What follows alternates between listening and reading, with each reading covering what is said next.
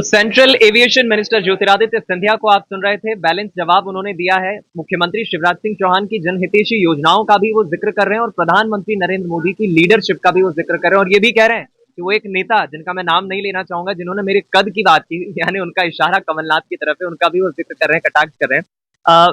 संतोष जी, आपसे मैं ये समझना चाहूंगा, मुझे याद है इंडिया गठबंधन जो INDI है, कुछ नेता इंडिया बोलते हैं, कुछ उसे पैरेलली बोलना पसंद नहीं करते हैं। इसका फॉर्मेशन 2024 के पहले इसलिए हुआ है कि नरेंद्र मोदी बनाम इंडिया, 2018 में राहुल बनाम मोदी था। मीटिंग होना थी भोपाल में, कमलनाथ ने उस मीटिंग के लिए मना कर दिया कि नहीं साहब, ये भोपाल में मीटिंग नहीं हो सकती। अब इस अलायंस का, INDIA का भविष्य क्या देख रहे हैं आप? देखिए, जो मुझे समझ में आता है, इंडिया आज चुनाव के 24 के चुनाव के 5-6 महीने पहले तक कोई नैरेटिव नहीं ढूंढ पाई है। आपका कास्ट सेंसस काम नहीं कर रहा है, एंटी मोदी जो नैरेटिव है, कैंपेन जो है वो काम नहीं कर रहा है, मुफ्त की योजनाएं काम नहीं कर रही, कोई क्या नैरेटिव काम नहीं कर रहा। 24 के लिए उसको कुछ और सोचना होगा। दिक्कत ये है कि 24 के लिए ज्यादा समय नहीं है। अब जैसे कांग्रेस का, अगर कांग्रेस ये दावा करती है कि कांग्रेस का ये क्लेम है कि उसे लीडर होना चाहिए इंडिया का, लेकिन लीडर क्यों होना चाहिए? आप अगर तेलंगाना के नतीजे ये बता रहे हैं कि वो बीजेपी वाले राज्यों में बीजेपी से जहां मुकाबला है वहां हार रही है, लेकिन जो छोटी पार्टियां हैं वहां जीत रही है। तेलंगाना की जीत के बाद, तेलंगाना में कांग्रेस की जीत के बाद छोटी पार्टियों को और ज्यादा कांग्रेस से डर लगेगा। छोटी पार्टियों को अगर बढ़ाना है, कांग्रेस की कीमत पे बढ़ाना है, लेकिन कांग्रेस अगर छोटी पार्टियों की कीमत पे बढ़ती है तो ये छोटी पार्टियों को कभी पसंद नहीं आता। ये पूरा हफ्ता ही देखिए कांग्रेस के लिए, इंडिया के लिए मैं बोलूं तो बुरा रहा है। अभी अजीत पवार ने जो बोला कि शरद पवार जी को पता था, उनकी सलाह से ही गया था। शरद पवार ने अगले दिन प्रेस कॉन्फ्रेंस की, लेकिन कोई मुकम्मल जवाब नहीं दे पाए। तो कुल मिला के ये है कि अगर कांग्रेस को लीडर बनना है तो उसको वो कांग्रेस से, बीजेपी से मुकाबले के लायक है, वो उसको बताना होगा। लेकिन पिछले 18 से अभी का चुनाव देखें, कर्नाटक में उसको जीत मिली, कांग्रेस एक कदम आगे बढ़ती, 3 कदम पीछे चले जाती है। तो अभी तो इंडिया अलायंस का कुछ भी पॉजिटिव समझ में नहीं आ रहा है। वो एक नैरेटिव क्या होगा? देखिए, चुनाव जो है नैरेटिव पे जीते जाते हैं। अच्छे दिन आएंगे, आप बहुत क्रिस्प में समझा सके, अगर अच्छे दिन आएंगे, लाडली बहना, ये जुबान पे बातें चढ़ती हैं। आप आम पब्लिक को इतना ज्यादा डोजियर नहीं समझा सकते। नटसेल में समझा सकते हैं क्या? कोई आगे के दिन दिखा सकते हैं क्या? कांग्रेस ना तो कोई ऐसा नैरेटिव लेके आ पा रही है, और ना ही कांग्रेस, अभी हम लोग ब्रेक में बात कर रहे थे कि कांग्रेस मुकाबला तब करेगी जब अपने घर को ठीक रखेगी।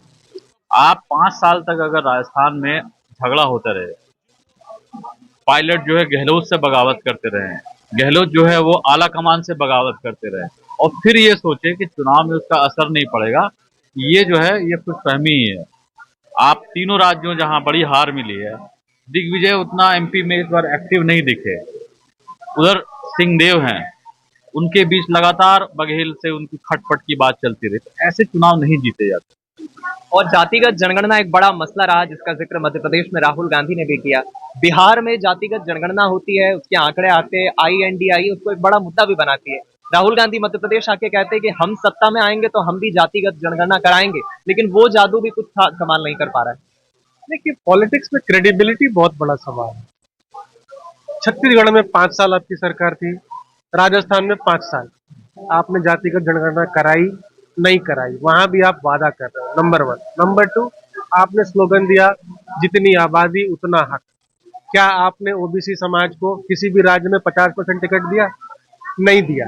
तो भाई ये मतलब सिर्फ स्लोगन से काम नहीं करता। क्रेडिबिलिटी जो होता है, आप जो बोल रहे हैं उस पर पब्लिक कैसे विश्वास करेगी? फर्स्ट ऑफ ऑल आपको अपने घर को ठीक करना है, करेक्ट। आप मीडिया सवाल पूछते हैं कि आप यहाँ से कौन OBC बैठा है। अरे भाई, पहले CWC में चेक कर लीजिए कि आपके कितने OBC समाज के लीडर हैं। तो ये सब बातों का देखिए, क्रेडिबिलिटी कैसे गेन करेगी कि आप जो वादा कर रहे हैं वो निभाएंगे, आपके एक्शन से होता है, और वो एक्शन मिसेंगे, सिर्फ वर्ड की बातें होती है। एक चीज अखिलेश जी, मुझे जो हैरान कर रही है, मध्य प्रदेश में 41, 12 बजे के आंकड़े, 41 सिटिंग MLA कांग्रेस के पीछे चल रहे हैं। छत्तीसगढ़ में TS बाबा, जिन्हें काफी उम्मीदें थी कि 2/3 तो हमारे पक्ष में आएगा वोट, 60 सीटें तो हम जीतेंगे, काफी उलट हो गया है। तो ये तीनों राज्यों के हिंदी पट्टी के ये भी एक बड़ा इंपॉर्टेंट है कि कांग्रेस काफी हद तक अपने परिणामों से जो उसने मंशा बना रखी थी, एक अपना माइंडसेट बना रखा था, उसके भी मुताबिक वो अनुकूल नहीं बैठ पा रही। बिल्कुल। और दूसरी बात ये कि अभी अगर मान लीजिए राहुल गांधी फिर से भारत जोड़ो यात्रा शुरू करते हैं, तो अगर वो श्रीनगर से शुरू करेंगे तो उनसे हाथ मिलाने के लिए कितने कांग्रेस के मुख्यमंत्री आएंगे? उनको एक हिमाचल में शिमला में मिलेंगे मुख्यमंत्री, उसके बाद पूरा जो है उनको सेंटर इंडिया है करना पड़ेगा। उसका फिर जब इंडिया को पार करेंगे तब जाकर के उनके पहली मुलाकात होगी तेलंगाना के मुख्यमंत्री से, और फिर कर्नाटक के मुख्यमंत्री से हाथ मिला के वापस आ जाएंगे। तो पूरे देश में आपके 2 मुख्यमंत्री बचे है ना, 3 मुख्यमंत्री। और उसके बाद आप ये कह रहे हैं कि भारत जोड़ो यात्रा की कामयाबी है, राहुल गांधी की कामयाबी है। अगर ये 2-2 होता, मान लीजिए कि तेलंगाना और छत्तीसगढ़ कांग्रेस जीत जाती और मध्य प्रदेश और राजस्थान बीजेपी जीत जाती, तो कांग्रेस का नैरेटिव क्या होता कि राहुल गांधी की भारत जोड़ो यात्रा के चलते ये जीत हासिल हुई है। लेकिन हम बात कर रहे हैं मध्य प्रदेश छत्तीसगढ़।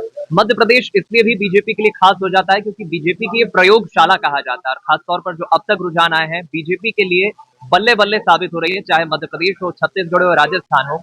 संतोष जी, आपसे मैं अब ये समझना चाहूंगा, शिवराज सिंह चौहान की बात मैं सुन रहा था, वो प्रधानमंत्री नरेंद्र मोदी, गृह मंत्री अमित शाह, जो केंद्रीय नेतृत्व है उनका आभार व्यक्त कर रहे हैं, और प्रधानमंत्री मोदी या अमित शाह जब मध्य प्रदेश में आते हैं सभाएं करने तो शिवराज जी को क्रेडिट देते हैं कि शिवराज जी ने बहुत अच्छा काम किया है। कुछ ऐसी बातें होती है संगठन में जो शायद पर्दे के आगे ना कही जाए, लेकिन पर्दे के पीछे बहुत कुछ पक रहा होता है। इस पर आप क्या टेक रख रहे हैं? क्योंकि बीजेपी जीत तो गई है, लेकिन बीजेपी और केंद्र के बीच, खासतौर पर मध्य प्रदेश और केंद्र के बीच जो एक सनातनी की खबरें थी जिसे कांग्रेस भी मुद्दा बना रही थी। देखिए, अभी अमिताभ जी एक बात कह रहे थे कि मध्य प्रदेश की जनता बदलाव चाहती है, लेकिन बदलाव क्या बीजेपी बदलना चाहती है या शिवराज बदलना चाहती है? तो अभी वाकई में पता नहीं है कि शिवराज को फिर से एक बार मौका मिलेगा या नहीं।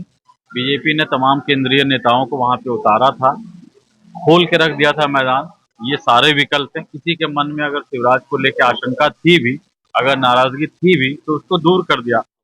अब जो है वो पूरी तरह आला कमान पे निर्भर करता है। वो शिवराज लगातार तारीफ कर रहे हैं। अभी आंकड़े आने के बाद जो उनकी उनकी जो प्राइमरी उनका जो स्टेटमेंट था, उन्होंने अपने बारे में कम बोला और उन्होंने नड्डा जी का ज्यादा नाम लिया, मोदी जी का नाम लिया, अमित शाह का नाम लिया, अमित शाह के बारीक चुनाव मैनेजमेंट का नाम लिया। तो अभी अब देखिए बीजेपी क्या करती है। बाकी राज्यों में जो पैटर्न हम लोग देखते आ रहे हैं उसमें ये समझ में आ रहा है कि शायद यहाँ भी परिवर्तन होगा।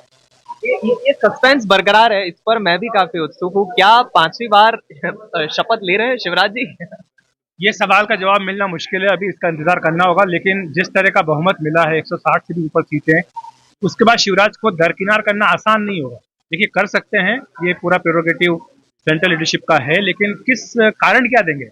अगर आप ये कारण देंगे कि शिवराज के फटीक के कारण और ये दूसरा चेहरा चाहिए, तो फिर आपको 160 सीटें कैसे मिल गई? फिर इसलिए अगर आप ये कहते हैं कि मोदी जी के नाम पर मिली, तो केवल क्या मोदी जी के नाम पर, अकेले उन्हीं के नाम पर मिली है या आपको कोई और दूसरे भी कारण थे? ये भी देखना होगा। देखिए, दूसरी बात क्या है दीपक, 3 महीने पहले आप अगर किसी से पूछते मध्य प्रदेश में पत्रकार से या लोगों से, तो कहते हैं कि बीजेपी को 40-50 से ऊपर सीटें नहीं आ रही।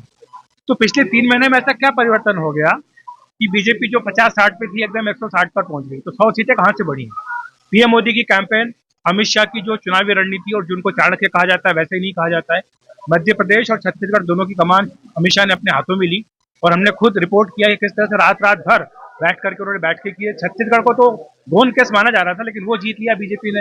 तो अकेले शिवराज को इसकी क्रेडिट देना मुझे लगता है इतना आसान नहीं होगा। लेकिन जैसा मैंने कहा कि 160 सीटें जीतने के बाद उनको हटाना भी आसान नहीं होगा। ये बात बहुत कायदे से, क्योंकि भले वहां पे उनको लेके फटीग हो, एंटी इनकम्बेंसी हो, लेकिन इन आंकड़ों के बाद केंद्रीय लीडरशिप के लिए भी बहुत कठिन होगा। लेकिन मैं कई राजनीतिक विश्लेषकों से मध्य प्रदेश के संदर्भ में खासतौर पे जो बात कर रहा था, अभी बीते कुछ दिनों से डिप्टी सीएम की भी बड़ी हवा है, चर्चाएं हैं। 20 सालों से मध्य प्रदेश में डिप्टी सीएम नहीं बना है, 1956 से लेकर अब तक सिर्फ 4 डिप्टी सीएम। मुझे लगता है कि मध्य प्रदेश में किसी भी तरह का कोई मैसेज देने की जरूरत आपको है नहीं। ठीक है, उसमें ओबीसी पॉपुलेशन बहुत ज्यादा है, 50% से भी ज्यादा है, और आपके पास शिवराज सिंह चौहान का इतना बड़ा ओबीसी चेहरा है। वहां पर आपको कास्ट फैक्टर को इक्वलाइज करने की कोई जरूरत महसूस नहीं होती, क्योंकि वहां पर शिवराज अपने आप में संपूर्ण है, इस सेंस में कि वहां पर आपको हिंदुत्व का भी आपको उनमें फैक्टर मिल जाएगा, वो सबको साथ लेकर चलने वाले भी हैं। और वहां पर ऐसा नहीं कोई अपर कास्ट। ठीक है, पिछले चुनाव में जरूर अपर कास्ट जो था वो शिवराज से नाराज था, लेकिन इस बार शिवराज से काफी हद तक नाराजगी दूर भी हुई है। तो ऐसे में बीजेपी क्या जातिगत समीकरणों को साधने के लिए इस तरह का डिप्टी सीएम बनाएगी, देखने की बात होगी। लेकिन देखिए, बीजेपी क्या प्रायोरिटी क्या होगी, वो होगी 2024 का लोकसभा चुनाव, और 2019 के लोकसभा चुनाव में बीजेपी ने वहां पर काफी अच्छा प्रदर्शन किया था। शिवराज वहां पर सीएम थे, तो ऐसे में कोई जरूरत मुझे लगती नहीं कि बीजेपी को कोई जातिगत समीकरण साधने की यहाँ पर आवश्यकता है। एक संभावना जो मैं देख रहा हूँ, हो सकता है शिवराज जी को 5वीं बार शपथ दिलवाई जाए और 1-2-2.5 साल बाद उन्हें हटा के किसी और को पद दिया, ये लोकसभा तक तो, लोकसभा चुनाव तक तो कुछ भी छेड़खानी नहीं करेंगे, जैसे अखिलेश जी कह रहे हैं, वही सीएम रहेंगे। लोकसभा में जब भाजपा जीत जाती है, क्योंकि सेंट्रल लीडरशिप में भी अब कद्दावर नेता लोग चाहिए। जेपी नड्डा जी का भी शायद फिर टर्म पूरा हो रहा होगा, उनको एक्सटेंशन शायद लोकसभा तक ही है मेरे हिसाब से, या उसके आसपास तक ही है। वहां भी एक पद खाली होगा, तब जाकर के स्लोली एंड स्टेडीली फिर शिवराज जी को नेशनल लीडरशिप। जो बात कह रहे हैं अमिताभ, बहुत ही सटीक बात कह रहे हैं। जेपी नड्डा की जो राज्यसभा की मेंबरशिप है वो अप्रैल में समाप्त हो रही है, और जो उनका अध्यक्ष के तौर पर कार्यकाल है वो अभी बढ़ाया गया था, तो उनका कार्यकाल भी अगले साल समाप्त हो जाएगा। तो और साथ साथ जो नई टीम, अगर मान लीजिए बीजेपी जीत जाती है 24 में, तो फिर नई टीम बननी होगी।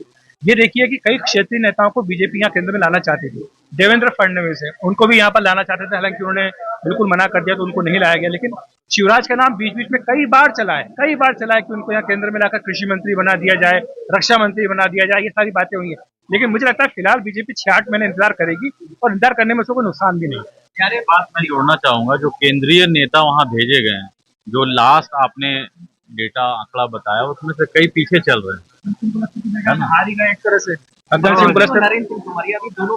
बिल्कुल। ऐसी स्थिति में फिर यहाँ शिवराज बनाम केंद्रीय लीडर्स का मामला आएगा।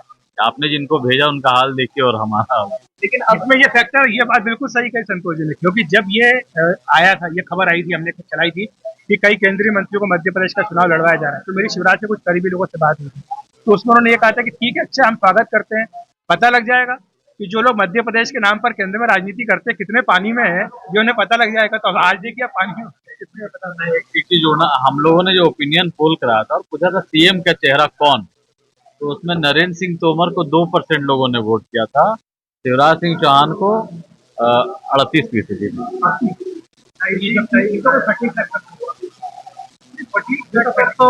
फटीग फैक्टर तो उनको सीएम फेस नहीं बनाया गया, उसके लिए मीडिया में सीड किया गया, ताकि देखिए एक पॉलिटिकल डायनामिक्स है। शिवराज की दावेदारी बहुत सारी चीजों पे हो जाती है 5वें टर्म में जीत के 160 सीटों के साथ, तो उनको थोड़ा अनसेटल करने के लिए जरूर किया गया था, लेकिन इनसे बड़ा कोई लीडर वहां है नहीं। 160 रैली वो कर रहे हैं। चलिए एक छोटा सा क्विक रिएक्शन हम पड़ोसी राज्य छत्तीसगढ़ की करेंगे, लेकिन उसके पहले बहुत छोटा सा कमर्शियल ब्रेक, कहीं जाइएगा मत, तुरंत लौट